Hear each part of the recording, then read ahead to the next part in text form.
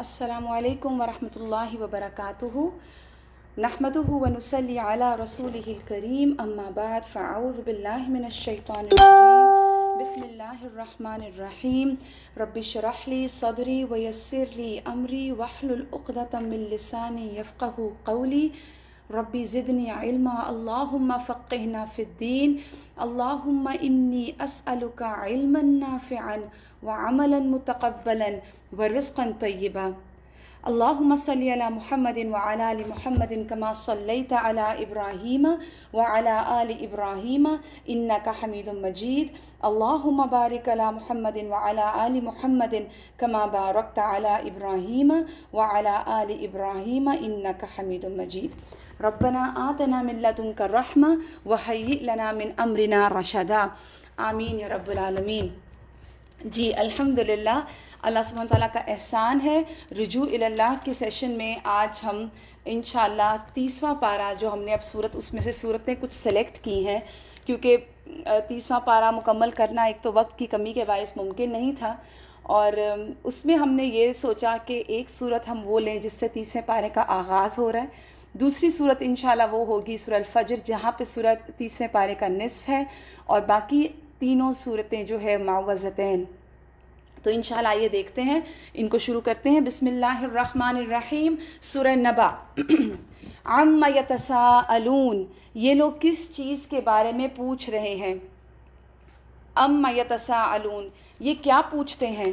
عن النبأ العظیم، ایک بڑی خبر کے بارے میں۔ نبا کہتے ہیں اہم خبر کو، بڑی خبر کو، جس کو آج کے دور میں سمجھنا کچھ بھی مشکل نہیں۔ ان ادر ورڈز آپ سمجھ لیجئے، جیسے کہا جاتا ہے نا بریکنگ نیوز، تو یہ بریکنگ نیوز ہے۔ عن النبأ العظیم، ایک بڑی عظیم خبر کے بارے میں پوچھ رہے ہیں۔ اب یہ کیا چیز تھی؟ کفار مکہ کے نزدیک قیامت کا تصور اور یہ نظریہ کہ ایک دن آئے گا ہم سب مر جائیں گے، مر کے کھڑے ہوں گے اور ہمیں اٹھا کے کھڑا کیا جائے گا، تو یہ چیز ان کے لیے عجوبہ تھی، بالکل ایک ٹیبو تھا ان کے لیے۔ تو جب قرآن نے ایک اعلان کیا کہ قیامت واقع ہونے والی ہے، تمہیں تمہارے مٹی سے گل سڑ جانے والے جسموں کو دوبارہ کھڑا کیا جائے گا، تمہارے اعمال کے بارے میں پوچھا جائے گا، تو یہ لوگ ہنستے تھے، مذاق اڑاتے تھے، اور مسلمانوں کا مذاق اڑاتے، پیغمبر کا مذاق اڑاتے، اور بار بار کہتے ہیں قیامت کیا بلا ہے؟ کبھی آج تک ہم میں سے کوئی مرا ہوا واپس آیا؟ یہ کیسی انہونی بات ہے؟ تو یہ جو کویسچن آنسرز آپس میں کرتے تھے، تو یہ جو خبر تھی قیامت کی، یہ ان کے لیے ڈسکشن کا پوائنٹ تھی، ہر وقت یہی ڈسکس کرتے تھے اور ایسے ہی سوالات آپس میں کرتے تھے، اور مقصد کیا ہوتا تھا؟ مسلمانوں کو چڑھانا۔ تو یہاں پر یہی بات کی گئی، عم یتساءلون۔ آپ دیکھیے یہاں پہ 30ویں پارے کے آغاز میں یہ صورت ہے، اور یہ آخری پارہ ہے، اور آخری پارہ جو ہے یہ بیسکلی اس کے اندر آخرت کی ہی تیاری کروائی جا رہی ہے، کیونکہ قرآن ہی وہ طاقت ہے، قرآن ہی وہ ایسی چیز ہے جو ہمیں طاقت دیتا ہے جس کے ساتھ ہم آخرت کی تیاری کر سکیں۔ اس پارے کی صورتیں مختصر ہیں، اور موضوعات جو ہیں، جتنے قرآن میں جگہ جگہ موضوعات پھیلے ہوئے ہیں نا، وہ اس پارے کے اندر لا کے مکمل کیے گئے، اس پارے میں سمیٹ کے رکھ دیے گئے۔ تو ہم جو بھی کام کریں، سب سے پہلے یاد رکھیے ہمیں اپنے ہر کام میں ایک چیز کا دھیان رکھنا ہے کہ میرے اس کام کا انجام کیا ہوگا۔ ہم دنیا کا کوئی بھی کام کرتے ہیں تو ہمیں پتہ ہوتا ہے کہ میں نے ایسے کیا، یہ چیز میرے لیے نقصان دہ ہے، یہ چیز میرے لیے فائدہ مند ہے، لیکن ہماری عقلیں کیوں آخرت کے بارے میں آ کے جواب دے جاتی ہیں؟ ہم اپنے زندگی میں جب کوئی عمل کرتے ہیں، ہم یہ کیوں نہیں اس کو سوچتے کہ اس کا فائدہ مجھے یا نقصان مجھے آخرت میں کیا ہوگا؟ تو اسی لیے اس پارے میں اور پہلی صورت خبر کے بارے میں بات کی جا رہی ہے کہ کیا اس بڑی خبر کے بارے میں یہ پوچھ رہے ہیں، یعنی آخرت کے بارے میں، اس کے بارے میں ان کا رویہ کیا ہے؟ الذی ہم فیہ مختلفون، اس میں یہ مختلف آراء رکھتے ہیں، اس میں یہ چہمگوئیاں کر رہے ہیں، اس میں یہ کنفیوژنز کا شکار ہیں، اس میں یہ اختلاف رکھتے ہیں۔ اور بھی اختلاف کیا تھے؟ دیکھیے رسول اللہ صلی اللہ علیہ وسلم کے دور میں بہت سارے اختلافات پائے جاتے تھے، جو کہ آج بھی پائے جاتے ہیں۔ کچھ لوگ تو دہریے تھے، یعنی وہ کسی چیز کو نہیں مانتے تھے، وہ کہتے تھے کہ دنیا بس خود بخود وجود میں آ گئی۔ اب مشرکین مکہ جو تھے وہ اللہ کو تو مانتے تھے مگر آخرت کا انکار کرتے تھے۔ اب جو عیسائی تھے وہ آخرت کو مانتے تھے، ابھی بھی مانتے ہیں، لیکن وہ کہتے ہیں کہ جو عذاب ہوگا وہ جسم پر نہیں ہوگا، بس روح پر ہوگا، جسم تو جو گل سڑ چکا وہ ختم ہو جائے گا۔ اور اسی طرح کے مختلف، ایک نظریہ تو یہ تھا کہ وہ لوگ کنفیوژن میں تھے، وہ کہتے تھے ہو سکتا ہے قیامت آئے، ہو سکتا ہے نہ آئے. تو یہ تمام چیزیں ان کے اندر موجود تھیں، جس کی وجہ سے یہ کہا گیا کہ تم لوگ کیا کر رہے ہو، یہ تم لوگ کس کے بارے میں پوچھ رہے ہو، اس بڑی خبر کے بارے میں جس کے بارے میں مختلف چہمگوئیاں میں کرنے لگے ہوئے یہ لوگ، جس میں شک میں پڑے ہوئے، جس کے بارے میں اللہ فرماتے ہیں کلا سیعلمون، ہرگز نہیں، ان قریب پتہ چل جائے گا.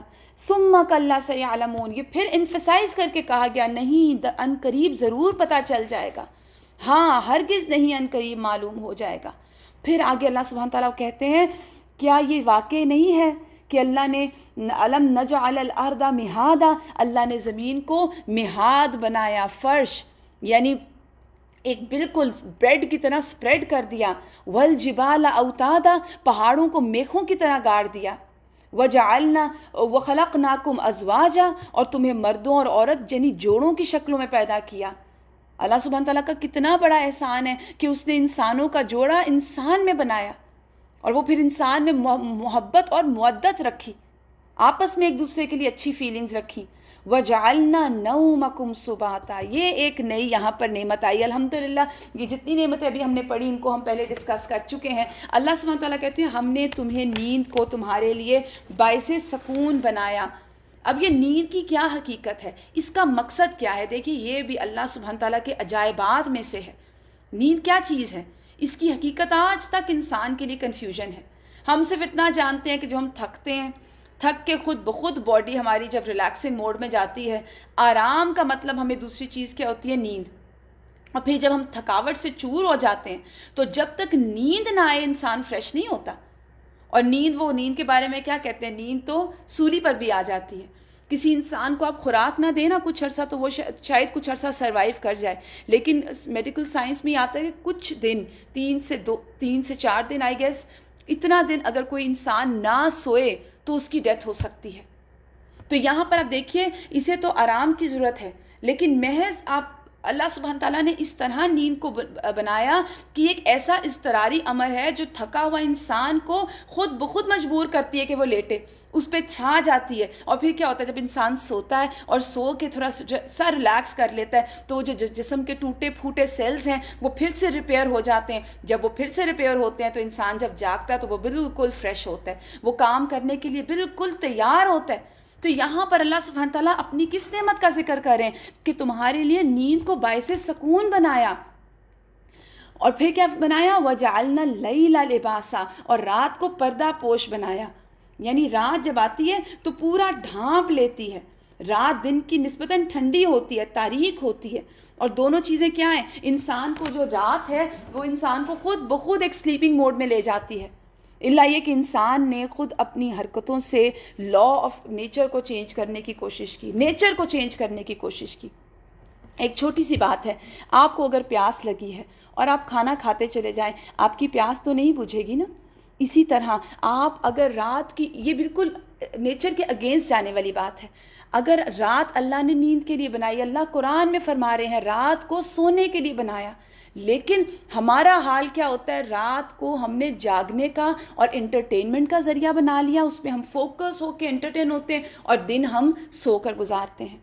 اللہ یہ کہ رمضان کے جو دن ہیں ان کی بھی راتیں اس لیے تو نہیں ہیں کہ ہم ان کو انٹرٹینمنٹ میں گزاریں. رمضان کی راتیں عبادت کی راتیں ہیں، دعائیں مانگنے کی راتیں ہیں، توبہ استغفار کرنے کی راتیں ہیں. تو اس کے بعد آپ دیکھیے یہاں پر یہ جو بات کی گئی یہ تو لا آف نیچر ہے کہ اللہ نے رات نیند کو باعث سکون بنایا، رات کو پردہ پوش بنایا. اور اللہ فرماتے ہیں وَجَعَلْنَا النَّهَارَ مَعَاشًا، اور دن کو معاش کا وقت بنایا، دن کو کمائی کا وقت بنایا. ہمارے ہاں اب چلیں، ہم بڑوں کو تو چھوڑیے، ہم اپنے بچوں کو دیکھیں. ہمارے بچے چھٹیاں ہوتی ہیں، ہمارے بچوں کی سب سے بڑی انٹرٹینمنٹ کیا ہوتی ہے کہ ہم راتوں کو جاگیں گے. ہم نے تو اپنے بچوں کے اوپر ہی نیچر کو الٹا کر دیا. جو بلائیں اترنے کا وقت ہوتا ہے اس وقت ہمارے بچے جاگتے ہیں، اور جب برکتیں اترنے کا وقت ہوتا ہے تہجد کا یا فجر کا، وہ جا کے سو جاتے ہیں. یہ تھوڑی سی ان چیزوں کے اندر ہم اپنی پریشانیوں کو دیکھیں، اپنے گھریلو ماحول کو دیکھیں کہ ہم نے یہ کیا کیا. جب ہم نیچر کے اگینسٹ جائیں گے صحتیں بھی بگڑیں گی, مزاج بھی بگڑیں گے. کیوں آج بچوں میں چڑچڑاپن, ہم میں چڑچڑاپن؟ کیونکہ ہماری نیند کے سرکل ٹھیک نہیں. کیوں ہماری فجر قضا ہوتی ہے؟ کیوں ہم تہجد کے عادی نہیں بن سکتے؟ وجہ کیا ہے؟ کیونکہ ہمارے نیند کے سرکل ٹھیک نہیں. ہم نے راتوں کو انٹرٹینمنٹ کا ذریعہ بنایا, راتوں کو ہم نے اپنی تمام کاموں کے لیے ہم ریلیکس ہو کے اس وقت بیٹھتے ہیں اور دن میں ہم سوتے ہیں. اللہ سبحانہ تعالیٰ نے تو ایسے نہیں بنایا. تو اس چیز پہ بہت زیادہ غور کرنے کی ضرورت ہے. اللہ فرماتے ہیں وَجَعَلْنَا النَّهَارَ مَعَاشًا وَبَنَيْنَا فَوْقَكُمْ سَبْعًا شِدَادًا, اور ہم نے 7 مضبوط آسمان قائم کیے. ہم بار بار پڑھ چکے ہیں نا قرآن میں آسمانوں کے بارے میں. اور ایک نہایت روشن اور گرم چراغ پیدا کیا یعنی سورج, اور پھر بادلوں سے لگاتار بارش برسائی تاکہ اس کے ذریعے غلہ اور سبزی اور گھنے باغات اگیں. اللہ فرماتے ہیں وَيَوْمَ يُنفَخُ فِي الصُّورِ فَتَأْتُونَ أَفْوَاجًا. کر لو, ان تمام نعمتوں کا استعمال کرو, انجوائے کرو ان کو, لیکن ایک دن آئے گا, فیصلے کا دن مقرر ہے, جس روز سور میں پھونک مار دی جائے گی. تم فوج در فوج نکل آؤ گے. سور میں جب سب مر جائیں گے اور جب پھونک ماری جائے گی, اس میں آتا ہے کہ سور کے بعد جب سب مریں گے پھر اللہ تعالیٰ آسمان سے پانی نازل فرمائے گا, جس سے لوگ اس طرح اگے گے جس طرح فصل اگتی ہے. انسان کی ریڑھ کی ہڈی کی جو دمچی ہوتی ہے نا, اس کے سوا ساری چیزیں بوسیدہ ہو گئی ہوں گی, اور اسی ایک دمچی کے ساتھ انسان کو اللہ سبحانہ تعالیٰ پوری مخلوق کو اٹھا کے کھڑا کر دیں گے. سور میں پھونک مار دی جائے گی, تم فوج در فوج نکل آؤ گے, آسمان کھول دیا جائے گا حتیٰ کہ وہ دروازے ہی دروازے بن کے رہ جائے گا. ہم نے کتنی مرتبہ یہ پڑھا ہے نا قرآن میں, بار بار ہم نے رجوع اللہ کے سیشن میں آسمانوں کی بات پڑھی. اللہ بار بار ہم نے سورہ ملک میں بھی پڑھی. اللہ تعالیٰ کہتے ہیں بار بار دیکھو, پھر دیکھو, پھر دیکھو. تمہاری نظر نامراد ہو آئے گی, تمہیں کوئی چیز نہیں ملے گی, کوئی رکھنا نہیں ملے گا, لیکن قیامت کے دن دروازوں کے دروازے کھول دیے جائیں گے اور دروازے کے دروازے بن جائے گا اور پہاڑ چلا دیے جائیں گے, یہاں تک کہ وہ سیراب ہو جائیں گے, ان کی کوئی سراب ہو جائیں گے, ان کی کوئی حقیقت نہیں ہوگی, ڈسٹ بنا کے اڑا دیے جائیں گے. اور آگے اللہ سبحانہ تعالیٰ فرماتے ہیں ان جہنم کانت مرصادا, بہت ہی اسٹرانگ آیت ہے. در حقیقت جہنم ایک گھات ہے, ایک ٹریپ ہے. اور گھات آپ جانتے ہیں کس چیز کو کہتے ہیں؟ جو شکار کو پھنسانے کے لیے بنائی جائے. اور اس میں ہوتا کیا ہے ٹریپ میں؟ وہ شکار بے خبری میں چل رہا ہوتا ہے اور اس حالت میں, اور اچانک اس کو وہ جو ٹریپ ہے نا وہ پکڑ لیتا ہے. تو جہنم کے لیے لفظ اس لیے آیا کہ اللہ کے باغی, اللہ کے خوف سے دنیا میں بے خوف ہو کر دنیا میں زندگی گزارنے والے, اچھل کود کرنے والے, اپنی مرضی کی زندگی گزارنے والے, قرآن کو پیچھے پھینکنے والے, نمازوں کو نہ پڑھنے والے, نافرمانیاں کرنے والے, شرک کرنے والے, اللہ کی آیات کا مذاق اڑانے والے. آپ لے آئیے وہ تمام گناہ جو گزرے پیچھے ہم نے جو پڑھے. اور وہ جن کو یہ انسان کب یہ گناہ کرتا ہے؟ جب اس کو اپنی آخرت کا خوف نہیں ہوتا, جب اس کو یہ پتہ نہ ہو کہ میں نے کسی کو جواب دینا ہے.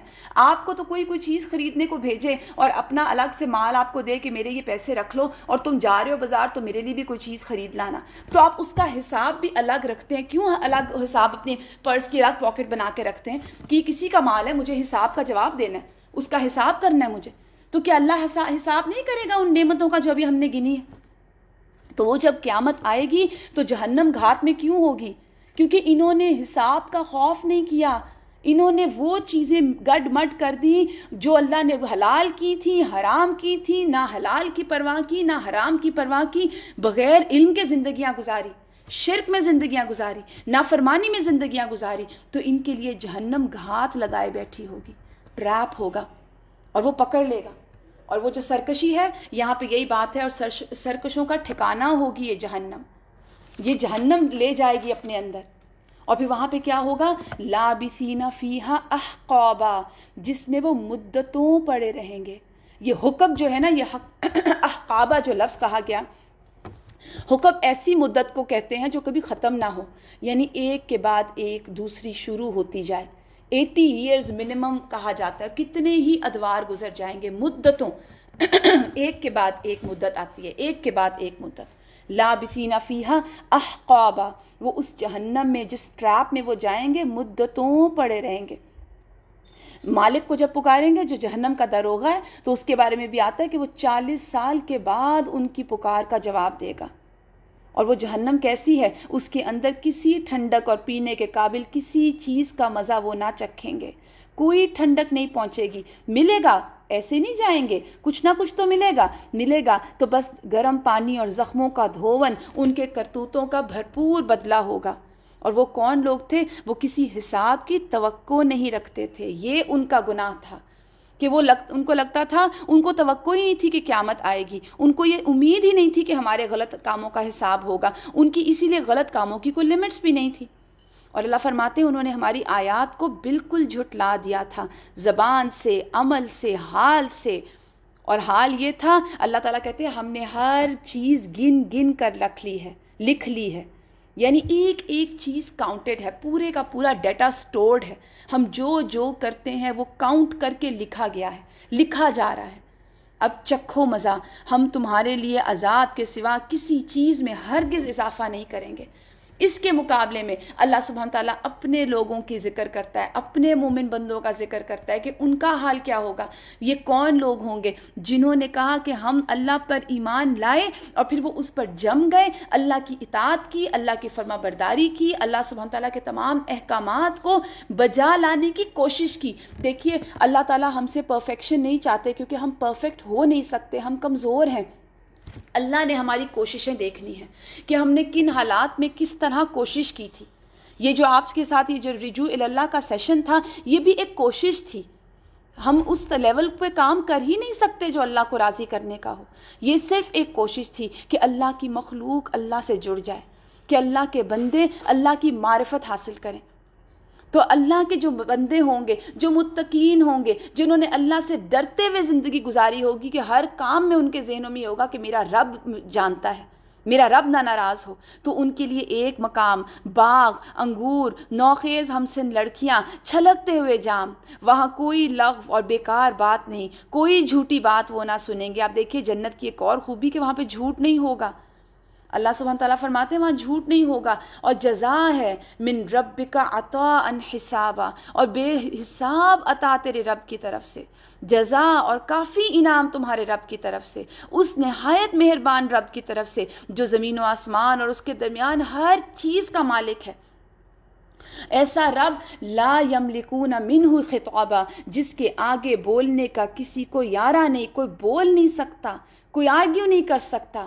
پھر آگے فرمایا یوم یقوم الروح والملائکۃ صفا، وہ دن ہوگا جس دن روح اور ملائکہ، روح سے مراد فرشتے جبرائیل امین ہیں، اور تمام فرشتے صف در صف آ جائیں گے۔ آپ سوچئے کیا منظر ہوگا نا، کہ صف در صف فرشتوں کا نزول ہوگا، اور پھر اللہ سبحانہ تعالیٰ اور اپنے عرش پر جلوہ فرما ہوں گے، اللہ سبحانہ تعالیٰ نزول فرمائیں گے قیامت کے دن۔ اور متقیوں کو، اور جیسے ہم نے کل دیدار کے بارے میں پڑھا نا، تو اللہ کا دیدار تو صرف نیک لوگ کر سکیں گے، اللہ کے بندے کر سکیں گے۔ سورہ زمر میں بھی یہ موضوع گزرا۔ اللہ سبحانہ تعالیٰ فرماتے ہیں وَأَشْرِقَتِ الْأَرْضُ بِنُورِ رَبِّهَا وَوُضِعَ الْكِتَابُ وَجِيءَ بِالنَّبِيِّينَ وَالشُّهَدَاءِ وَقُضِيَ بَيْنَهُم بِالْحَقِّ وَهُمْ لَا يُظْلَمُونَ۔ اس دن زمین اپنے رب کے نور سے چمکے گی، کتاب اعمال لا کر رکھ دی جائے گی، انبیاء تمام گواہ حاضر کر دیے جائیں گے، لوگوں کے درمیان ٹھیک ٹھیک حق کے ساتھ فیصلہ کیا جائے گا، ان پر کوئی ظلم نہیں ہوگا۔ یاد رکھیے اللہ ظلم کرنے والا نہیں ہے، اللہ ظالم نہیں ہے، وہ تو رحمان ہے، وہ تو سب سے زیادہ عدل کرنے والا اور انصاف کرنے والا ہے۔ یہ انسان کے اعمال ہیں جو انہوں نے خود اپنے لیے کما کر بھیجے ہوں گے۔ یہ لائف سٹائل جو جنت یا جہنم کا ہوگا، یہ ہر انسان اپنے لیے خود چنتا ہے، اور وہاں کوئی بول نہیں سکے گا الا یہ کہ جسے رحمان اجازت دے۔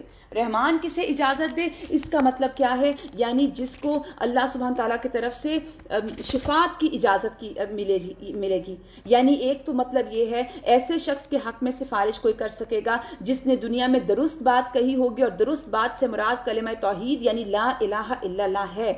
اور دوسرا مطلب یہ یعنی سفارش وہی شخص کر سکے گا جسے اللہ کی طرف سے اجازت ملے گی، اور سفارش کرتے وقت وہ درست بات کرے گا، اللہ کی رضا کے مطابق بات کرے گا۔ یعنی اللہ تعالیٰ اس گنہگار کے جس جرم کے متعلق سفارش قبول کرنا چاہیں گے، جس کی اجازت دیں گے، وہی کوئی سفارش کر سکے گا، ورنہ کوئی بول نہیں سکے گا۔ تو سوائے اس کے جسے رحمان اجازت دے، اور جو ٹھیک بات کہے، وہ دن بھر حق ہے، یاد رکھیے آنا ہے. اب جس کا جی چاہے اپنے رب کی طرف پلٹنے کا راستہ اختیار کر لے. Choice is yours. یہاں پہ بات کلیئر کر دی گئی. جو چاہتا ہے اپنے رب کی طرف جانے کا راستہ اختیار کر لے.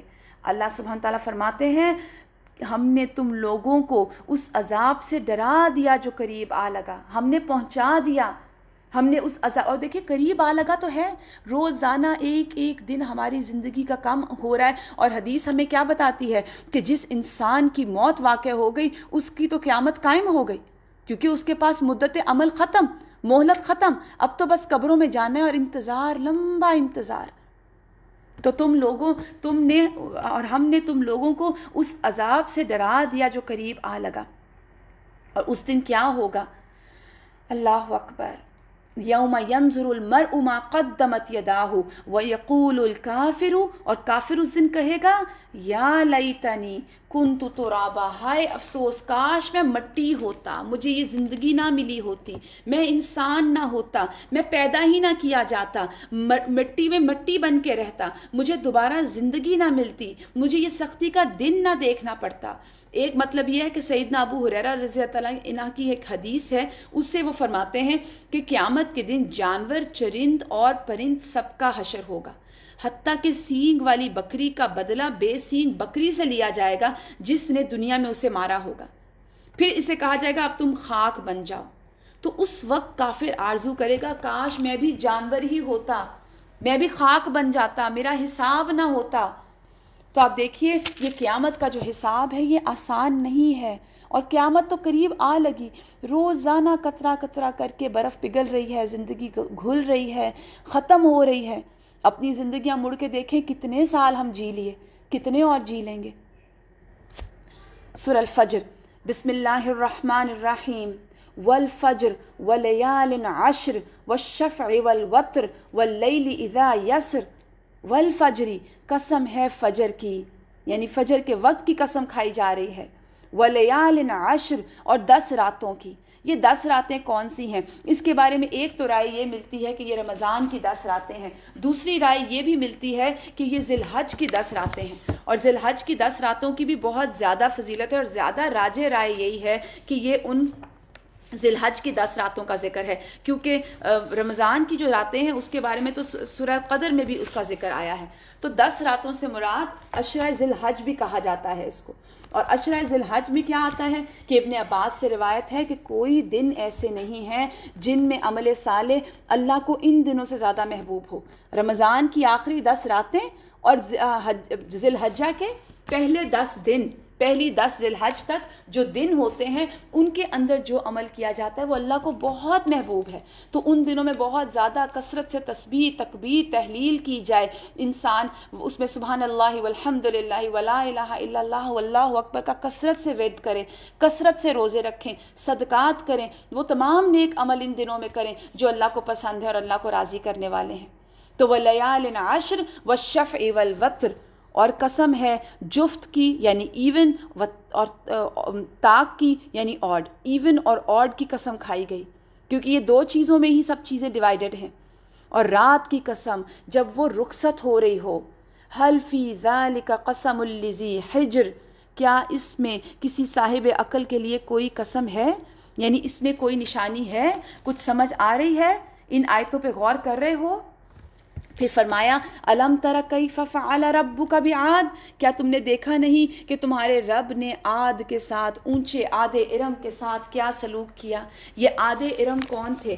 یہ تمام اب اللہ سبحانہ تعالیٰ ان اقوام کا ذکر کریں گے. جیسے میں نے آپ کو بتایا نا کہ اس پارے میں وہ تمام مضمون جو قرآن میں جگہ جگہ پہ پھیلے ہوئے ہیں اکٹھے کر دیے گئے. یہاں پہ سب سے پہلے ذکر کیا گیا قوم عاد کا. ان تمام شہادتوں کے بعد اللہ سبحانہ تعالیٰ نے سب سے پہلے قوم عاد کا بتایا. اس کو قوم عاد اولا بھی کہا جاتا ہے، عاد ارم بھی کہا جاتا ہے. یہ حضرت نوح کی اولاد میں سے تھے اور بہت بلند اور بالا قد و قامت رکھتے تھے، اور بہت بڑی بڑی عمارتیں بنانے کا آغاز انہوں نے ہی کیا تھا. جب یہ سفر کرتے تو اپنے خیمے نصب کرنے کے لیے بہت اونچی اور مضبوط لکڑیاں استعمال کیا کرتے تھے. اس طرح سے قداور قوم تھی، مضبوط قوم تھی کہ روئے زمین پہ کوئی اور موجود نہیں تھی. اور پھر ان کا ڈنکا بجتا تھا ہر طرف، ہر کوئی ان سے امپریس تھا. تو یہاں پر اللہ سبحانہ تعالیٰ نے کہا کہ عاد ارم کے ساتھ کیا کیا، جن کے مانند کوئی قوم دنیا کے ملکوں میں پیدا نہیں ہوئی. اس کے بعد وَثَمُودَ الَّذِينَ جَابُوا الصَّخْرَ بِالْوَادِ، اور سمود جنہوں نے وادی میں چٹانیں تراشی تھیں، چٹانیں تراش تراش کے انہوں نے اپنے گھر بنائے تھے. ان کے ساتھ اللہ نے کیا کیا، بڑے مضبوط لوگ تھے، ایسی ہوائیں چلائیں تھیں ان پہ کہ کہا جاتا ہے کہ اتنی ان کی جسامت کے اوپر بہت فخر کرتے تھے نا، قد و قامت بہت اونچے تھے.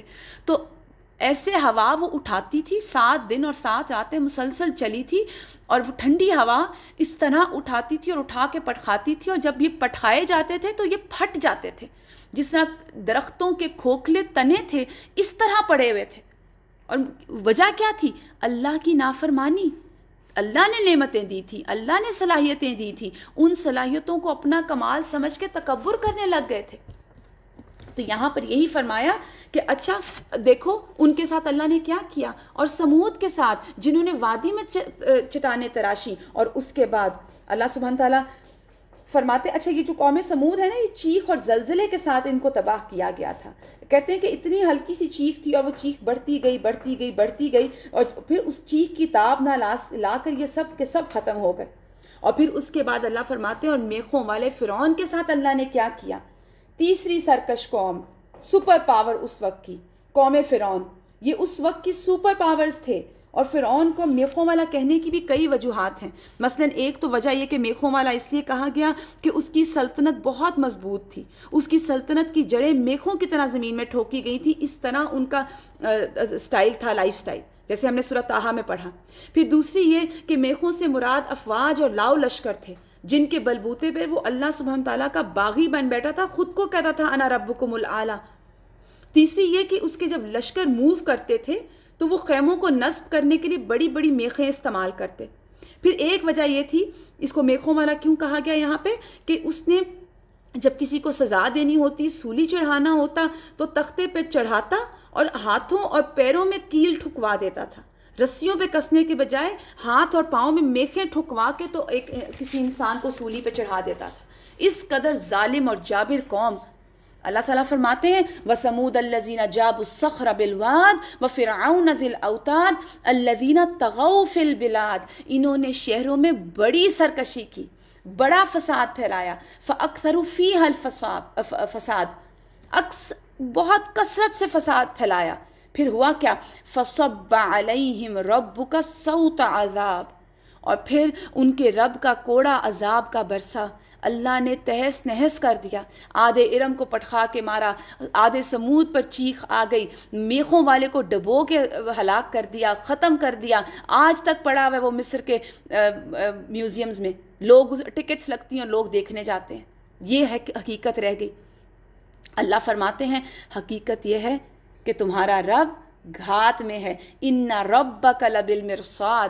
اب یہاں پر پہلے جہنم گھات میں ہے اور یہاں آگے رب گھات میں ہے. اللہ اکبر. یعنی ان کو آج کوئی خوف نہیں ہے، آج نڈر ہو کر گناہ کیے جا رہے ہیں، مگر اللہ سبحانہ و تعالی ہر لمحے واچ کر رہے ہیں، ہر لمحہ دیکھے جا رہے ہیں، ہماری ہر لمحے کی ویڈیو بن رہی ہے. گھات میں نے آپ کو بھی بتایا جیسے اس چیز جگہ کو کہتے ہیں جہاں کوئی شخص کسی انتظار میں کسی غرض کے لیے چھپے بیٹھا ہو کہ وہ جب آئے اور اس کو پکڑے اور اس کو قابو کر لے.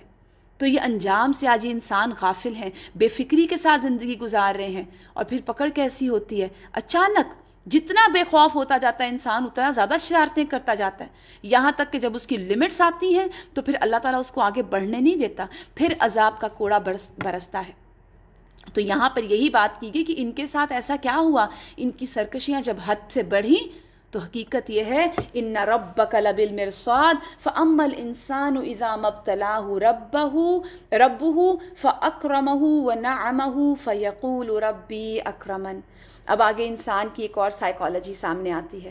انسان کا حال یہ ہے کہ اس کا رب جب اس کو آزمائش میں ڈالتا ہے اور اسے عزت اور نعمت دیتا ہے، اللہ یہاں پر عزت اور نعمت کو بھی آزمائش کہہ رہے ہیں، عزت اور نعمت دیتا ہے تو وہ کہتا ہے میرے رب نے مجھے عزت دار بنایا، بڑا خوش ہوتا ہے، بڑا رب سے راضی ہوتا ہے، بڑی اس کی تعریفیں کرتا ہے. لیکن جب رب اس کو آزمائش میں ڈالتا ہے، یعنی دوسری آزمائش، نقصان ہو گیا، کوئی مال چلا گیا، کوئی اولاد چلی گئی، رزق تنگ ہو گیا، اس پر رزق تنگ کر دیتا ہے، کوئی مشکل آ جاتی ہے تو کیا کہتا ہے کہ میرے رب نے مجھے ذلیل کر دیا، میرے رب نے مجھے ذلیل کر دیا۔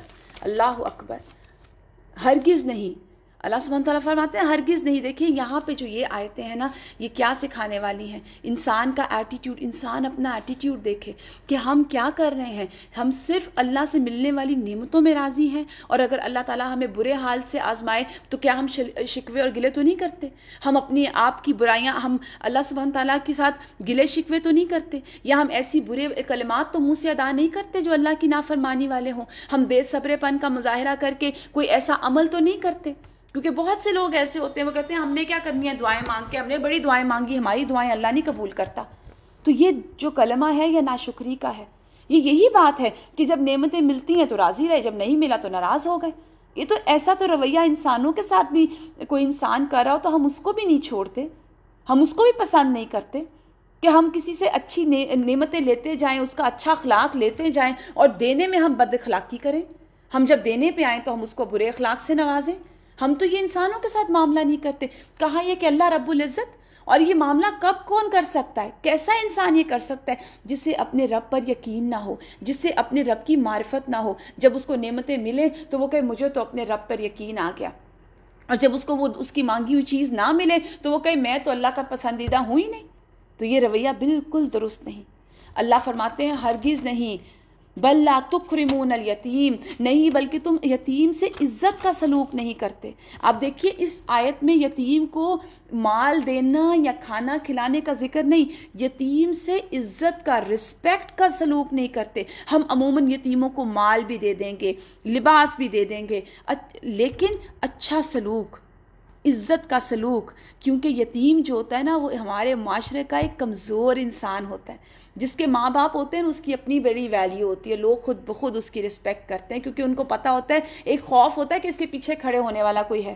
یتیم کی بات یہاں پہ کیوں کی گئی؟ کیونکہ یتیم کے پیچھے کھڑے ہونے والا کوئی نہیں ہوتا۔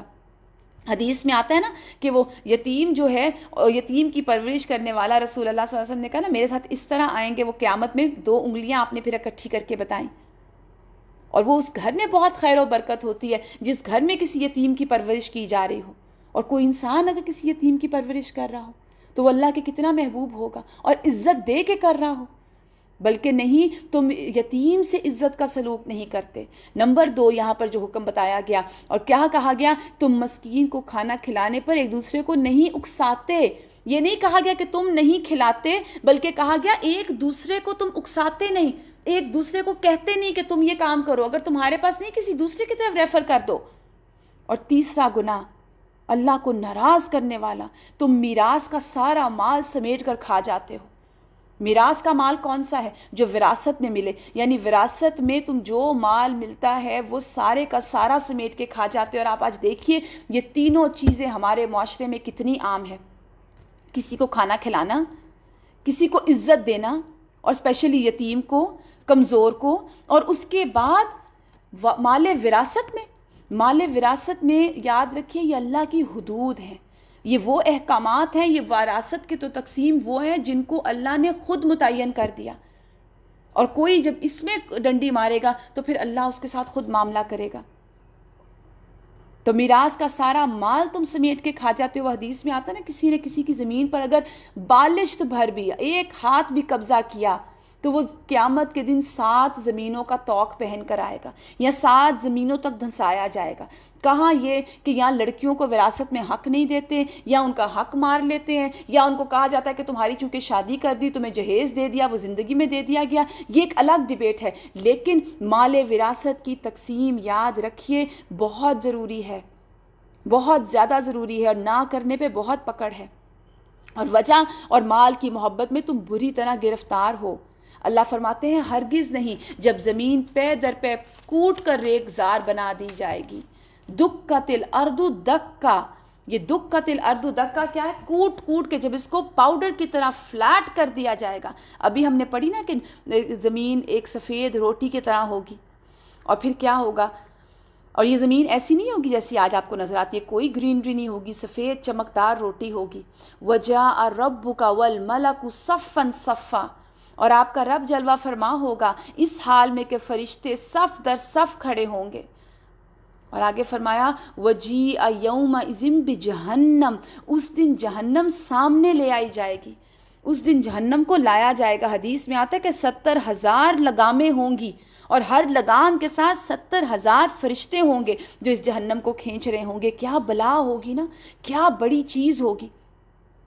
اور اس دن انسان کو سمجھ آئے گی، اور جہنم جب سامنے لائی جائے گی وَجِیءَ یَوْمَئِذٍ بِجَہَنَّمَ یَوْمَئِذٍ یَتَذَکَّرُ الْإِنسَانُ أَنَّ لَهُ الذِّکْرَىٰ، اس دن انسان کو سمجھ آئے گی، اور اس وقت اس کو سمجھنے کا کیا فائدہ، اس وقت سمجھنے کا کیا حاصل۔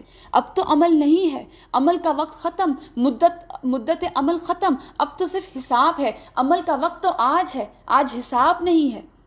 اور انسان کہے گا یقول یا لیتنی قدمت لحیاتی، اور انسان کہے گا کاش میں نے اپنی زندگی کے لیے کچھ پیشگی سامان کیا ہوتا، کاش میں نے کچھ کمائی کر لی ہوتی، کاش میں نے اپنے لیے کچھ اکٹھا کیا ہوتا۔ یعنی اگر وہ گنہگار ہوگا تو ماضی میں کیے ہوئے اپنے گناہوں پر اظہار ندامت کرے گا، اگر وہ اطاعت گزار ہوگا، اللہ کی فرما بردار ہوگا، تو خواہش کرے گا کاش میں نے کچھ اور نیکیاں اور بھی کی ہوتی۔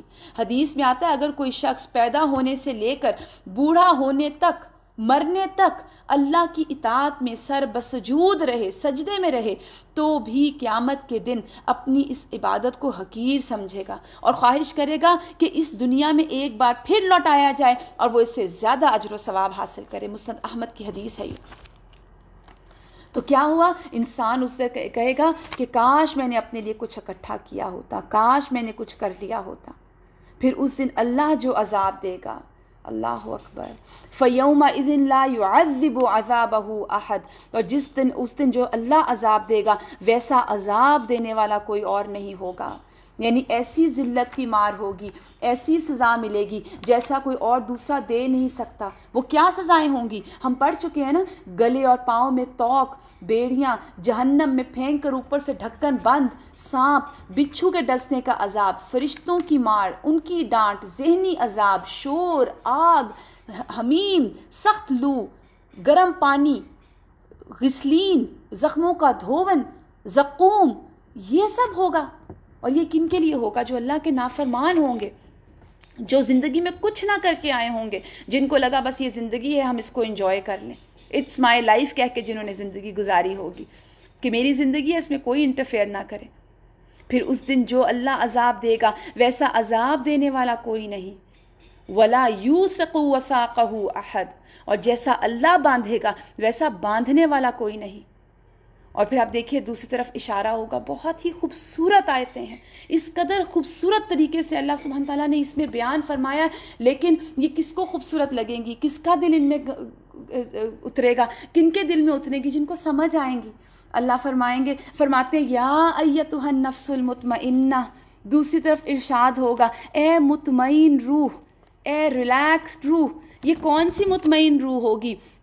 جس نے نافرمانی سے، گناہ سے، برائی سے پرہیز کیا ہوگا، پرہیز کر کے زندگی گزاری ہوگی، جس کا دل سلامت ہوگا، جس کا دل اپنے رب کی محبت میں سرشار ہوگا، اس کے وعدوں پر یقین ہوگا، جس نے اللہ کی تمام حدود کی پاسداری کی ہوگی، اللہ کے تمام احکامات کو سامنے رکھا ہوگا، آخرت کو سامنے رکھا ہوگا، نبی کی سنتوں کو اپنایا ہوگا، چھوٹا بن کر رہا ہوگا، اہل القرآن میں سے ہوگا، قرآن پڑھنے والا ہوگا، قرآن کو اپنی زندگیوں میں شامل کرنے والی مطمئن روح ہوگی۔ آپ دیکھیے جو اطمینان قرآن پڑھ کے ملتا ہے وہ عام تو کسی اور چیز میں نہیں مل سکتا نا۔ تو اس طرح پکارا جائے گا۔ یہ کب موقع ہوں گے؟ جب فرشتے جان نکالنے آئیں گے، اور جب فرشتے جان نکالنے آئیں گے تو وہ مخاطب کیسے کریں گے؟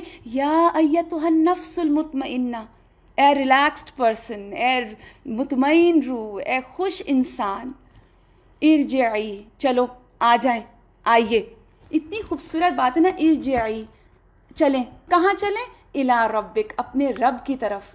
کیسے چلیں؟ راضیۃ مرضیہ، اس حال میں چلیں کہ تیرا رب تجھ سے راضی ہے۔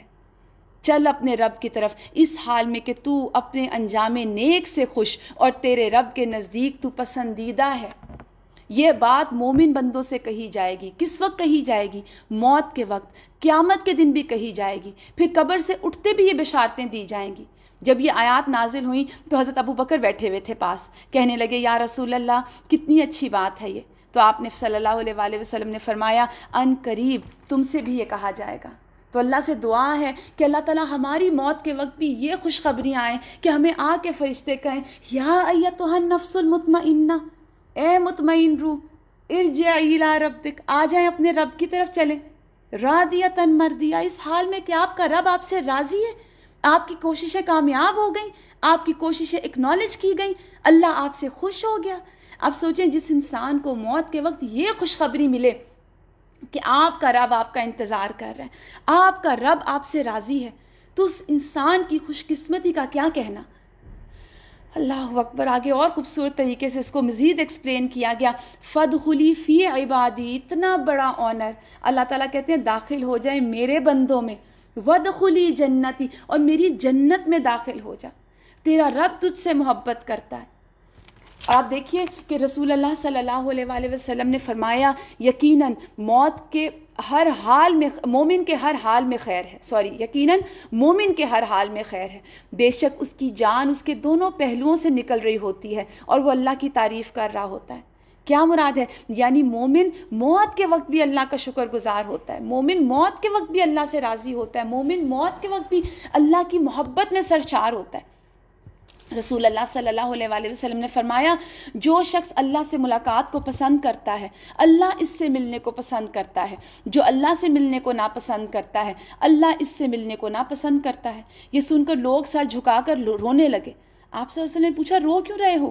کہنے لگے بے شک ہم موت کو ناپسند کرتے ہیں.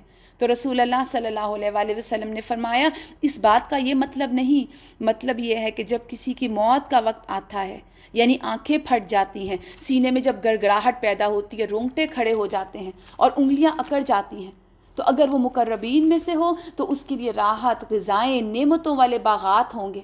اور جب اسے خوشخبری دی جاتی ہے تو وہ اللہ سے ملنے کی خواہش کرتا ہے اور اللہ بھی اس سے ملنا پسند کرتا ہے. اور اگر وہ جھٹلانے والوں میں سے ہوگا تو اس کو بری خبریں ملتی ہیں، کھولتا ہوا پانی اس کی مہمانی کے لیے ہوگا. پھر جب اس کو وہ خبر دی جاتی ہے تو وہ اللہ سے ملنے کو ناپسند کرتا ہے، تو اللہ بھی اس سے ملنے کو ناپسند فرماتا ہے. تو یہاں پر یہ جو بات کی گئی نا یا ایتھا النفس المطمئنہ، یہ چھوٹی نیوز نہیں ہے، یہ تو اسی کے اوپر تو ہماری آخرت کا دار و مدار ہے کہ جب فرشتے آئیں تو وہ خوشبودار کفن لے کر آئیں، وہ وارم ویلکم کریں، بیوٹیفلی ویلکم کریں، اور ہماری امپورٹنس جیسے وہ VVIP ٹریٹمنٹ دیں کہ اے مطمئن روح چلیں اپنے رب کی طرف، آپ کا رب آپ سے راضی ہے. آپ کا رب کیا کہہ رہا ہے؟ میرے بندوں میں داخل ہو جائیں. آپ کا رب کیا کہہ رہا ہے؟ میری جنت میں داخل ہو جائیں. تو اللہ سے دعا ہے، اللہ سے التجا ہے کہ اللہ تعالیٰ اس رمضان کے ذریعے ہمیں وہ عبادتوں کی توفیق عطا فرمائیں کہ جن کے ذریعے ہم اپنے گناہوں کی بخشش کروا سکیں اور اللہ تعالیٰ کو راضی کر سکیں. آمین یا رب العالمین. سورہ اخلاص، جی ایک اور بہت خوبصورت صورت، اور یاد رکھیے اس صورت کو کیا کہا گیا؟ ثلث القرآن، قرآن کا 1/3. اس کو سورہ صمد بھی کہا جاتا ہے. اس کے علاوہ صحابہ کرام نے اپنے طور پہ بھی اس کے کئی نام رکھے ہوئے تھے، تقریباً کوئی 20 کے قریب نام ملتے ہیں، مگر مشہور جو نام تھا وہ سورہ اخلاص کے نام سے ہی ہے. اور سورہ کافرون کو بھی اسی طرح سے اخلاص اولیٰ کہا جاتا ہے. سورہ اخلاص اس کو بھی کہا جاتا ہے، سورہ کافرون کو بھی، کیونکہ ان دونوں کا جو مضمون ہے وہ کس پہ ہے؟ توحید پہ بیسڈ ہے. اور اس صورت میں بہت ہی اسٹرانگلی شرک کا رد کیا گیا ہے اور اللہ تعالیٰ کی توحید کی معرفت ملتی ہے. اور کیا پتہ چلتا ہے کہ اللہ احد ہے، واحد ہے، اپنی ذات میں واحد ہے، اپنی صفات میں واحد ہے، اپنے اسماء ناموں میں واحد ہے، اپنے افعال میں واحد ہے. نہ والد ہے، نہ اس کا کوئی بچہ ہے، نہ وہ کسی کا والد ہے. لا ند لہ لا شریک لہ، نہ کوئی اس کے برابر ہے، نہ کوئی اس میں شریک ہے. لا شبیہ لہ لا نظیر لہ، نہ اس جیسا کوئی ہے، نہ اس جیسی کوئی مثال ہے.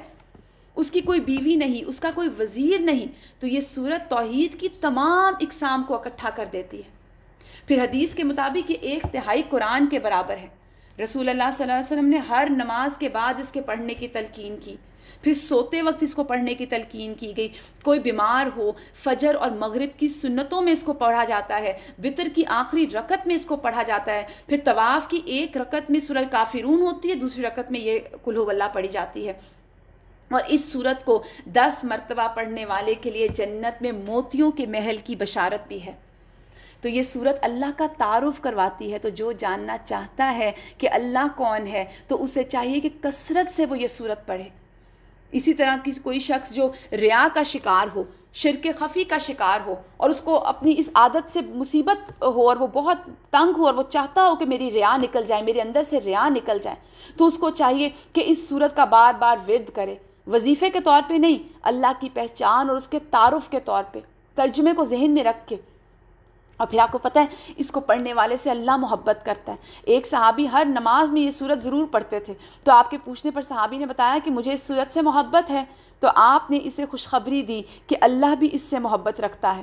تو جو شخص بھی اس سورت سے محبت رکھے گا وہ اللہ کی محبت پائے گا. اسی طرح ایک اور صحابی قباء میں نماز پڑھاتے تھے، ہر رکعت میں کوئی اور قرآن کے علاوہ قرآن کا بھی پورشن پڑھتے لیکن یہ سورت بھی پڑھتے. تو یہ بات لوگوں نے رسول اللہ صلی اللہ علیہ وآلہ وسلم تک پہنچا دی. تو پھر آپ نے پوچھا تو انہوں نے کہا مجھے اس سورت سے محبت ہے. آپ دیکھیے کہ صحابہ کس قدر اللہ کی توحید کے فین تھے نا، شدائی تھے، آپ کی اللہ سبحانہ تعالیٰ کی وحدانیت کے شدائی تھے. تو آپ نے صلی اللہ علیہ وآلہ وسلم نے اس کو بھی گڈ نیوز دی، ان صحابی کو بھی، کہ اس کی محبت تمہیں جنت میں داخل کرے گی. یعنی اس کی محبت نے تمہیں جنت میں داخل کر دیا، تمہارے لیے جنت ہے. تو جو اس سورت سے محبت کرے گا اللہ اس سے محبت کرے گا. اسی طرح ایک صحابی کے بارے میں آتا ہے کہ وہ پوری رات نماز میں ایک ہی سورت پڑھتے رہے، یعنی قل ھو اللہ احد. کبھی کبھی ایسا کیا جا سکتا ہے، آپ صلی اللہ علیہ وآلہ وسلم سے بھی ملتا ہے. تو آپ صلی اللہ علیہ وسلم نے کہا، آپ سے پوچھا گیا، آپ نے جب اس سے پوچھا تو اس نے کہا جی میں ایسا کرتا رہا. تو آپ نے کہا کہ یہ 1/3 قرآن ہے. اب یہ بات بہت مشہور ہے کہ جی یہ 1/3 قرآن ہے. کیوں کہا گیا؟ کیونکہ قرآن میں دیکھیے 3 چیزیں ملتی ہیں، توحید، احکامات اور قصص. تو جس نے یہ حصہ پڑھ لیا تو اس نے 1/3 پورشن تو کور کر لیا قرآن کا. تو یہ بھی کہا جاتا ہے کہ اس کا اجر اتنا ہے کہ 1/3 قرآن جتنا اجر اس کو ملتا ہے پڑھنے والے کو. تو رسول اللہ صلی اللہ علیہ وآلہ وسلم نے فرمایا لوگ ہمیشہ سوال کرتے رہیں گے، حتیٰ کہ یہ بھی سوال کیا جائے گا کہ مخلوق اللہ نے پیدا کی تو اللہ کو کس نے پیدا کیا. تو اللہ کے بارے میں لوگ شک کریں گے. تو جب کوئی اس قسم کی بات کرے تو اسے چاہیے کہ آمنت باللہ کہے. اور ایک روایت میں یہ آتا ہے کہ جب لوگ ایسا کہیں تو تم کہو قل اللہ احد اللہ الصمد لم یلد ولم یولد ولم یکن لہ کفوا احد. پھر بائیں جانب 3 مرتبہ تھتکارو، کیونکہ یہ وسوسہ شیطان کا وسوسہ ہے. یہ سوال عام طور پہ بچے کرتے ہیں نا کہ اللہ تعالیٰ کو کس نے پیدا کیا، اور ہم کیا کرتے ہیں، ڈانٹ ڈپٹ کے بچوں کو بھگا دیتے ہیں کہ ایسی باتیں نہیں کرتے، مت کرو ایسی باتیں، گناہ ہوگا. سب سے پہلے ایک تو یہ گناہ کے نام سے ہم بچوں کو ایسا ڈرا دیتے ہیں کہ وہ بیچارے پھر آئندہ کچھ پوچھنے کے قابل نہیں رہتے. تو بچوں کو اس کا تعارف کروائیں، بچوں کو اس آیت کا انٹروڈکشن کروائیں، اس سورت کا انٹروڈکشن کروائیں، بچوں کو اس سورت کو سکھائیں. قل ھو اللہ احد، یہ کیا ہے؟ قل ھو اللہ، کہہ دیجئے اللہ. اللہ کا ذاتی نام ہے. ہو احد، وہ احد ہے، یعنی اپنی ذات میں واحد، ذات، صفات، ناموں میں، افعال میں لاثانی، بے نظیر، کوئی مثال نہیں، کوئی اس کے برابر نہیں، کوئی اس جیسا نہیں. هو العلی العظیم، ایک ہی واحد ہے، غیر اللہ صرف اللہ کی جو صفت ہے نا احد، اس میں یہ تمام چیزیں اکٹھی ہیں. پھر فرمایا اللہ الصمد، دوسرا انٹروڈکشن، اللہ بے نیاز ہے. یہ جو لفظ ہے نا صمد، عربی میں کسی ایک لفظ سے اس کا ترجمہ ہو ہی نہیں سکتا. صمد کہتے ہیں ایسی ٹھوس چیز کو جس میں کوئی خلا نہ ہو، سالڈ، کوئی کمزوری نہ ہو، original form, pure form, organic form. کوئی چیز اس کے اندر نہ آ سکے، کوئی چیز باہر نہ جا سکے. اسٹرانگ، مضبوط، وہ جس پر سرداری کی انتہا ہو جائے، ایسا سردار جس کے اوپر کوئی اور سردار نہ ہو. یہ مطلب ہے صمد کا. عام طور پر اس کا ترجمہ ہم بے نیاز کر دیتے ہیں. مطلب یہ ہے کہ وہ اپنی ذات میں اتنا کامل، اتنا پرفیکٹ ہے کہ اسے کسی اور کی ضرورت ہی نہیں ہے. اپنی ہر صفت میں پرفیکٹ، کامل، کوئی کمی کوئی عیب نہیں اس کے اندر۔ تو صمد کا معنی کہ جس کو کوئی زوال نہیں ہے، دنیا کی ہر چیز کو زوال ہے لیکن اللہ کو زوال نہیں ہے۔ تو آپ اس لفظ کے تعارف کو دیکھیے کہ اللہ سبحانہ تعالیٰ کے لیے یہاں پہ لفظ کیا آ رہا ہے۔ تو ان سب چیزوں کو ذہن میں رکھ کر سوچیں، کوئی اور ایسا ہے؟ پھر وہ جس کو کبھی موت نہیں آنی، پھر وہ جس کا کوئی وارث نہیں ہے کیونکہ اس نے کسی کو پیدا نہیں کیا، کیونکہ وہ کسی سے پیدا نہیں ہوا، وہ صمد ہے، اس کی طرف کی کوئی چیز اس کی طرف سے جا نہیں سکتی، بے عیب ہے، کوئی خامی نہیں ہے، جو کبھی نہیں سوتا، کبھی نہیں بھولتا، اس پہ کبھی کوئی آفت نہیں آتی، کوئی مصیبت نہیں آتی، وہ ہمیشہ غالب رہتا ہے، کبھی مغلوب نہیں ہوتا، ہر طرح کے ظلم اور زیادتی سے وہ جو ہے وہ مبرہ ہے، کوئی کر نہیں سکتا اس کے ساتھ اور وہ نہیں کرتا، نقصان سے پاک، جس کا کوئی مقابلہ کر نہیں سکتا۔ تو جب وہ پرفیکٹ ہے تو اس کو کسی کی ضرورت نہیں، تو پھر اس لیے اس کا معنی بے نیاز کر دیا جاتا ہے۔ لیکن یہ جو لفظ ہے نا اللہ الصمد، اللہ بے نیاز ہے، یہ لفظ بے نیاز اس کو صحیح طرح کیٹر نہیں کر سکتا اس لفظ کو۔ یہ جو میں نے آپ کو آگے تھوڑی سی انٹروڈکشن رکھی، اس کو ذہن میں لا کر پھر یہ سورت پڑھیے تو آپ دیکھیں گے کہ آپ کس رب کے ماننے والے ہیں۔ کتنے خوش قسمت ہیں میں اور آپ کہ الحمدللہ ہم جس رب کے ماننے والے ہیں اس کی کیسی اس جیسا تو کوئی ہے ہی نہیں۔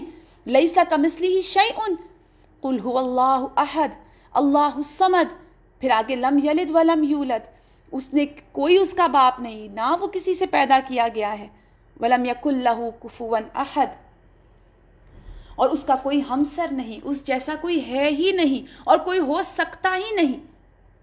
تو ابھی ہم نے جس طرح یہ پڑھا اور اس کو اب ذہن میں رکھ کے آپ انشاءاللہ تعالی نمازوں میں یا آپ اپنے بچوں کو بتائیں اور جس طرح بھی اس کو شیئر کریں، اس صورت کو ضرور شیئر کریں، اور یہ جو لفظ صمد ہے اس کو ذہن میں رکھ کے اس صورت کو پڑھیے کہ اس جیسا تو کوئی اور ہو سکتا ہی نہیں۔ تو یہ تھا اللہ سبحانہ تعالیٰ کا تعارف۔ اس کے بعد معوذتین، جی معوذتین کیا جانتے ہیں اس کے بارے میں؟ اللہ سبحانہ تعالیٰ نے قرآن میں ایسی صورتیں اتاری کہ جو ہر چیز اور ہر شر سے انسانوں کے لیے کافی ہیں۔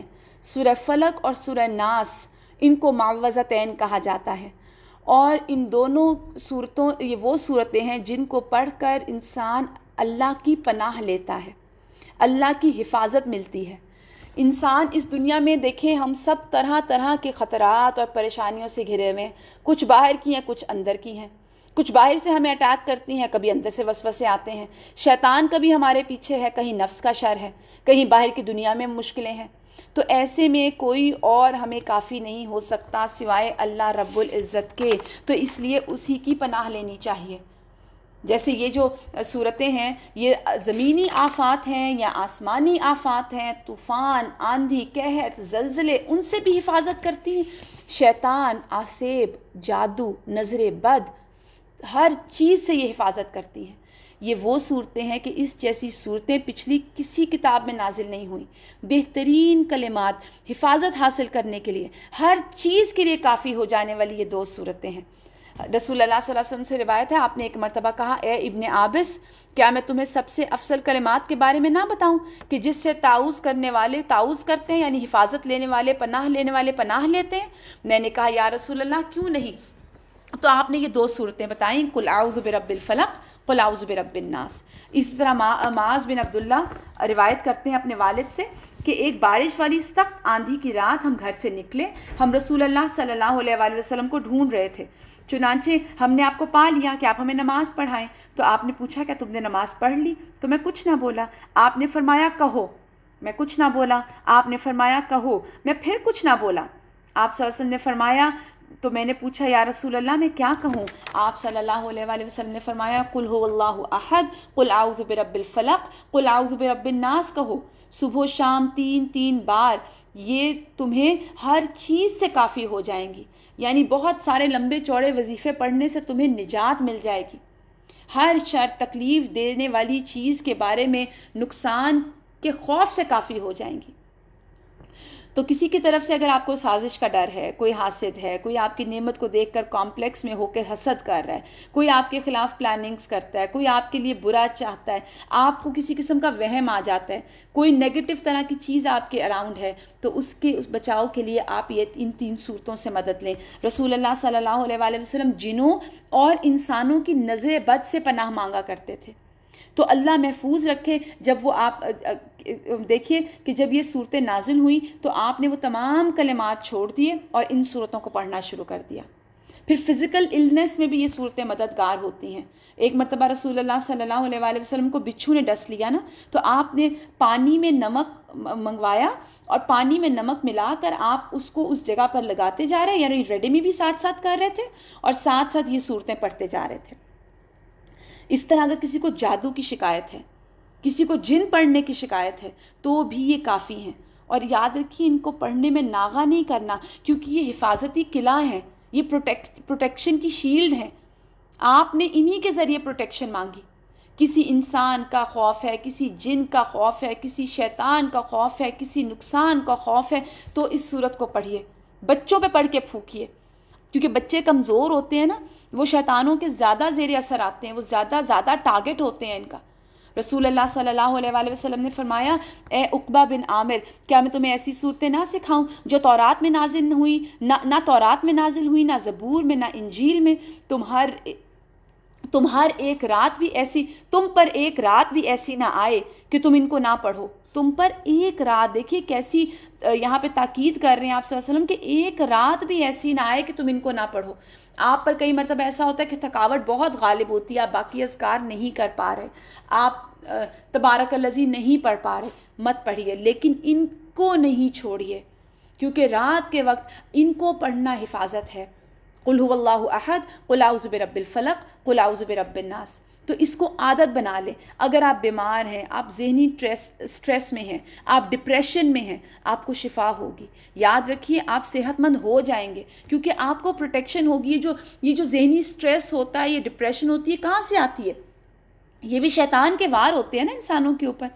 خود پر بھی پڑھیں، بچوں پر پڑھیں، بچوں کو یاد کروائیں، سب سے پہلے یہ 3 صورتیں یاد کروائیں، آیت الکرسی سکھائیں، کیونکہ دیکھیے اللہ سبحانہ تعالیٰ کی مخلوق ہے شیطان بھی، اور اس نے اللہ سے مہلت بھی مانگی اور طاقت بھی، اللہ نے اس کو طاقت دی ہے، یہ پاورز اس کو اللہ نے دی ہیں جس سے وہ ہم پر حملہ آور ہوتا ہے۔ یہ جو آسیب ہے، یہ جناتی اثرات ہیں، یا آپ کو محسوس ہوتا ہے کہ آپ کے ارد گرد کوئی ہے، یا آپ کو کندھوں پہ سٹریس رہتا ہے، یا آپ کو آپ کے ماحول میں کوئی بوجھل فیلنگ آتی ہے، یا آپ کو جادو کے اثرات فیل ہوتے ہیں کہ مجھ پہ کسی نے کچھ کیا ہوا ہے، آپ کو یا وہم بھی رہتا ہے ایسا، یا آپ کو لگتا ہے کہ کوئی میرا بچہ ہے وہ بہت اچھا پڑھائی میں چل رہا تھا، لیکن اچانک سب لوگوں نے تعریف کی، سب اس کو پریز کر رہے ہیں، اور اس کے بعد وہ اچانک سے وہ بچہ پلٹ گیا، آپ کو سمجھ ہی نہیں آ رہی وجہ کیا ہو گئی۔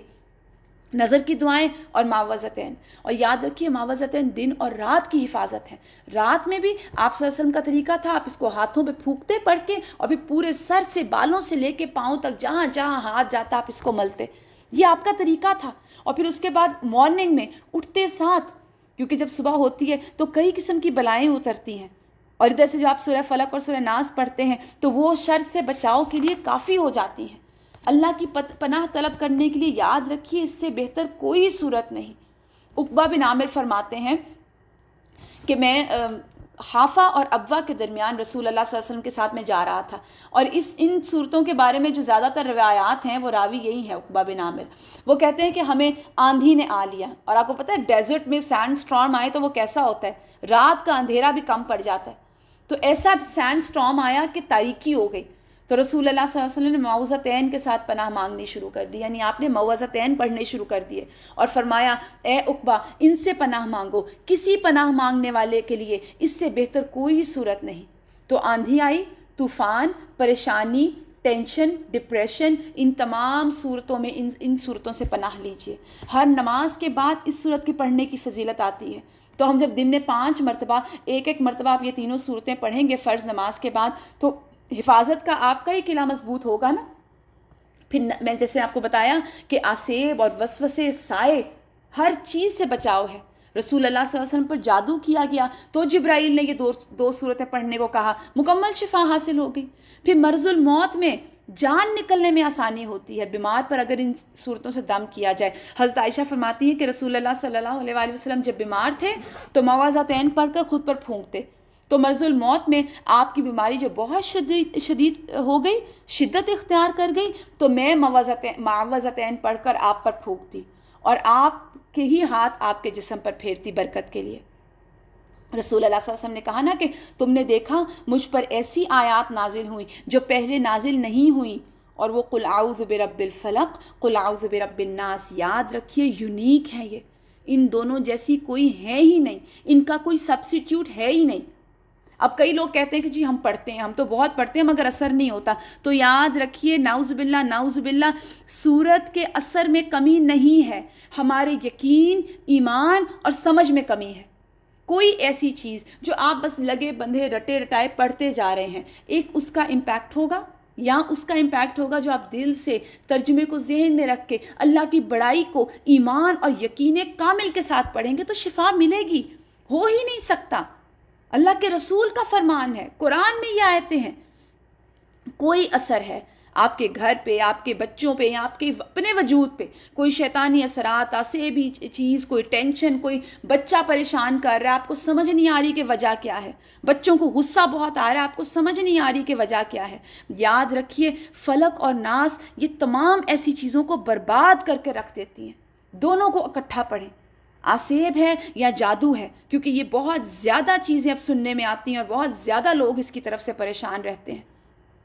کاروبار کا مسئلہ ہے اور مسلسل پڑھنی ہے، جیسے میڈیسنز ہم لیتے ہیں نا، کیا ہوتا ہے آپ کو نارمل سر میں درد ہے تو آپ پیناڈول لیں گے، آپ کو آرام آ جائے گا، لیکن اگر آپ کو تھروٹ انفیکشن ہو گئی، کوئی گلے میں کوئی تکلیف ہو گئی تو پھر ڈاکٹر آپ کو اینٹی بائیوٹک پہ ڈالتا ہے۔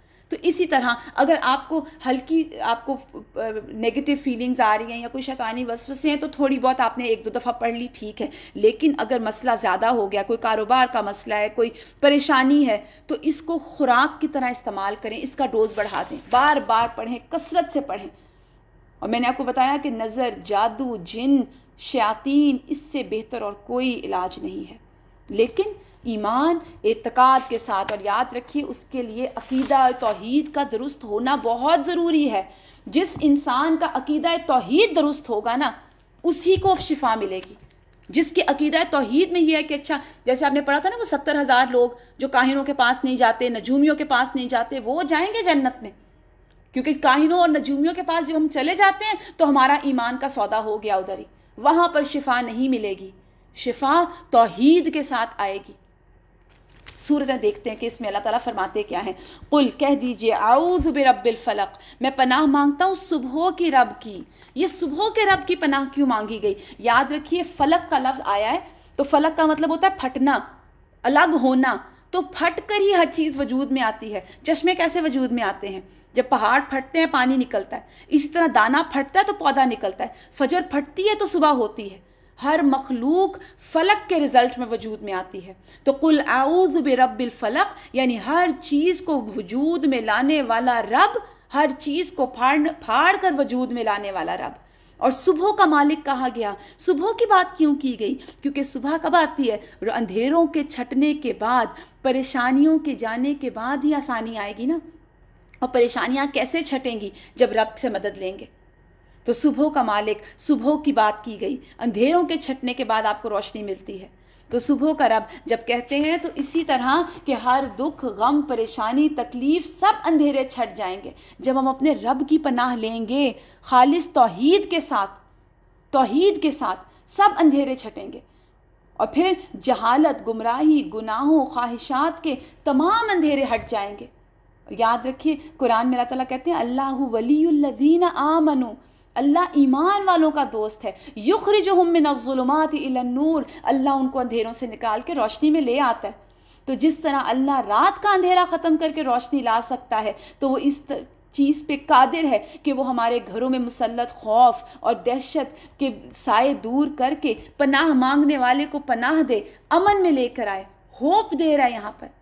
اور یہ سب کا پڑھنا تب فائدہ دے گا جب آپ روح کے ساتھ پڑھیں گے، ترجمے کو ذہن میں رکھ کر پڑھیں گے۔ تو قل اعوذ برب الفلق، میں پناہ مانگتی ہوں صبح کے رب کی، اور کس چیز سے؟ من شر، ہر شر سے، ہر برائی سے، ما خلق، جو اس نے پیدا کی. یعنی وہ شر بھی اللہ کا پیدا کیا گیا ہے. شیطان کس کی مخلوق ہے؟ اس کے چیلے کس کی مخلوق ہیں؟ ابلیس کو کس نے پیدا کیا؟ اللہ نے پیدا کیا. من شر ما خلق، ہر اس چیز کے شر سے جو اللہ نے تخلیق کی. اب اللہ نے کیا پیدا کیا ہے؟ You name it. اللہ سبحانہ تعالیٰ اللہ خالق کل شیء. اپنے ڈر لائیں اپنے ذہن میں. ہم کس کس چیز سے ڈرتے ہیں؟ مال کے جانے سے، اپنے پیارے رشتوں کے چلے جانے سے، اپنے دنیا کے چلے جانے سے، اپنے فقر سے ڈرتے ہیں، بڑھاپے سے ڈرتے ہیں. پھر اور آج کل کس سے؟ بیماری سے، کرونا سے. سارے ڈر سوچیں، یہ پڑھیں تو یہ سورت ذہن میں رکھیں. من شر ما خلق. یہ کرونا اور یہ تمام چیزیں کوئی نقصان نہیں دے سکتی جب اللہ سے پناہ مانگی جائے. تو یہ کرونا کے دنوں میں آج کل تو پڑھنا اور بھی ضروری ہے کہ انسان اللہ سے تعلق کو مضبوط کرے، اللہ سے تعلق مضبوط کر کے اللہ کی طرف جڑے. تو من شر ما خلق، اور اس صورت میں شر سے پناہ مانگی گئی. اور ہماری زندگیوں میں ان شروں کے علاوہ جو میں نے ابھی آپ کے سامنے رکھے، ایک اور بڑا شر ہے، وہ ہے گناہوں میں پڑنے کا شر، جس کی طرف ہم دھیان ہی نہیں دیتے کہ ہم گناہ کرتے چلے جا رہے ہیں. ہمیں پتہ ہی نہیں کہ یہ بھی شر ہے.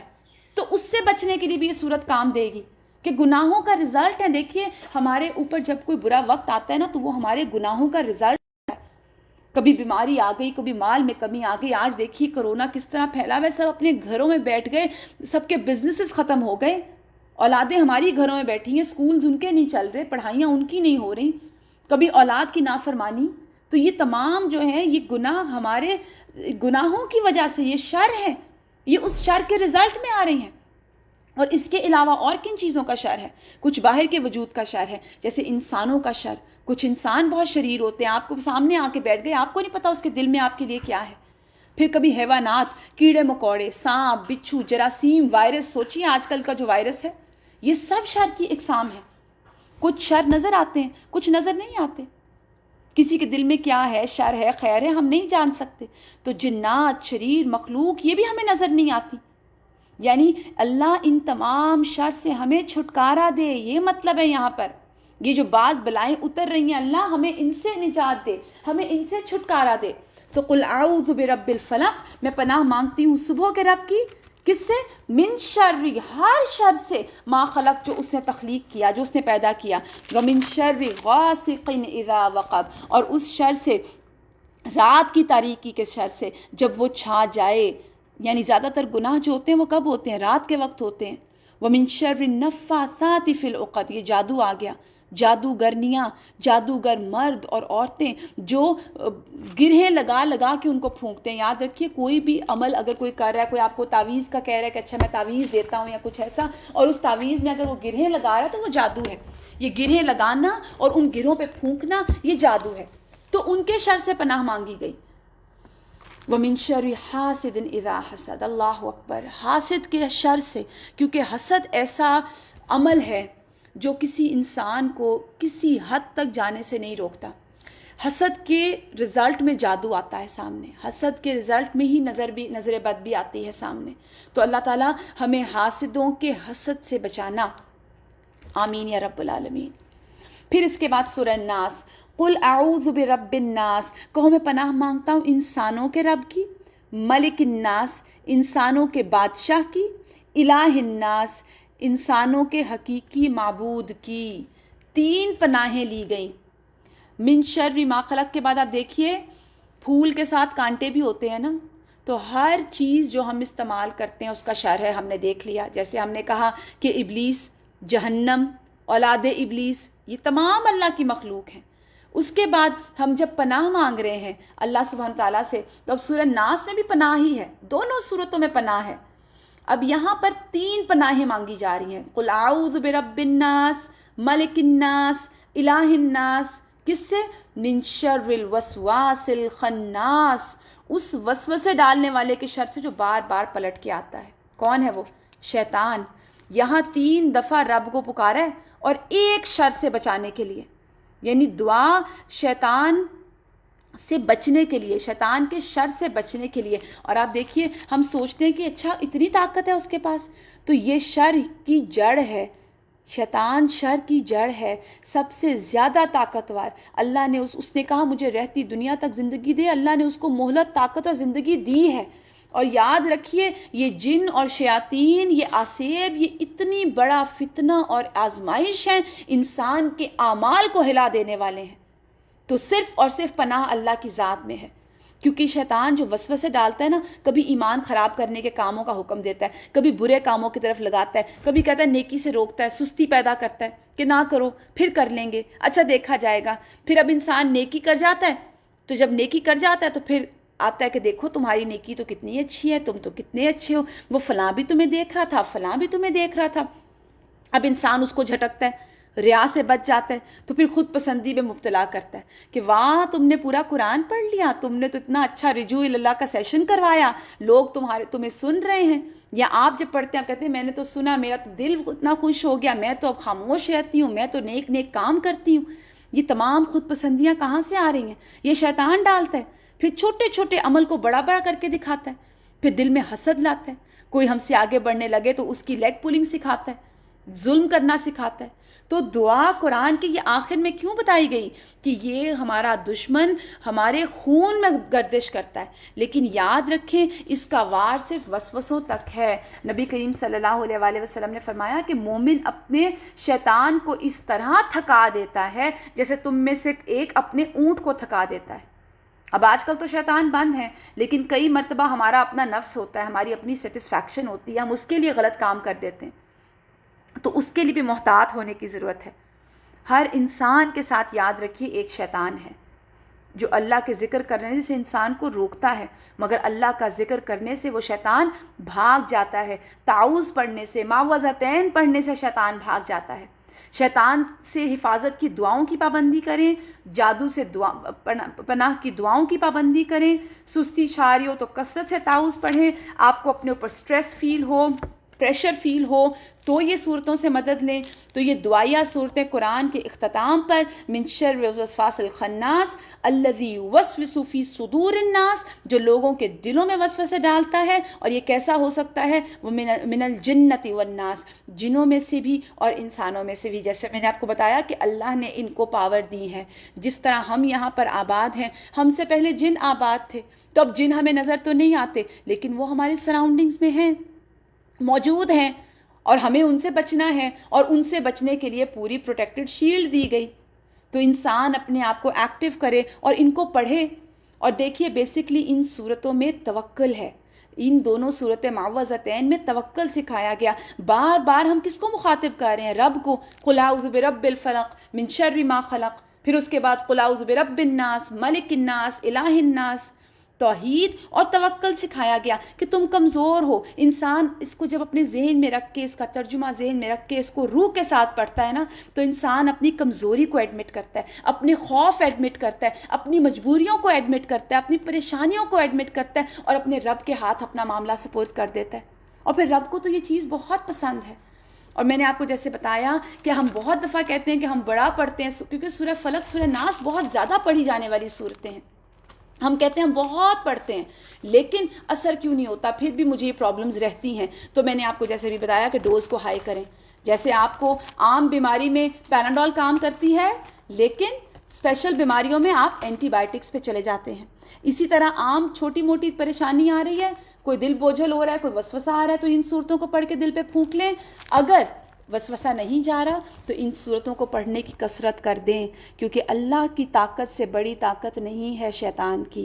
مگر ہمارے پاس کون سی طاقت کام کرے گی؟ ہماری یقین کی، ہمارے اعتقاد کی، ہمارے ایمان کی. جتنا ایمان زیادہ ہوگا، جتنا یقین زیادہ ہوگا، جتنا اعتقاد زیادہ ہوگا، اتنی شفا زیادہ ملے گی. الحمدللہ اللہ سبحانہ تعالیٰ کا احسان کہ یہ رجوع اللہ کا سیشن ہمارا سورہ فلق اور سورہ ناس کے ساتھ ہم نے مکمل کیا. اللہ تعالیٰ سے دعا ہے کہ اللہ سبحانہ تعالیٰ ہماری اصلاح کریں، ہماری حفاظت فرمائیں من شر ما خلق، جو بھی اللہ نے تخلیق کیا، جو بھی شر، کیونکہ سب اللہ کی طرف سے ہے اور اللہ کی ہر چیز پر اللہ کا کنٹرول ہے. تو اللہ تعالیٰ سے دعا ہے کہ اللہ مجھ سے اور آپ سے راضی ہوں، ہماری اس چھوٹی سی خدمت کو قبول کریں، اور اللہ تعالیٰ ہمیں اس کے ذریعے ایسی راہیں سجھائیں جو اللہ کو راضی کر دیں، اور ہماری اولاد میں برکت دیں، ہمارے گھروں میں برکت دیں، اور ہمارے اعمال میں برکت دیں، اور ہم سے وہ اعمال کرائیں جو ہمیں موت کے وقت خوشخبریاں نصیب ہوں۔ یا ایتھا النفس المطمئنہ ارجعی الی ربک راضیۃ مرضیہ فادخلی فی عبادی وادخلی جنتی، وآخر دعوانا ان الحمد للہ رب العالمین، سبحان ربک رب العزۃ عما یصفون وسلام علی المرسلین والحمد للہ رب العالمین۔ السلام علیکم ورحمۃ اللہ وبرکاتہ۔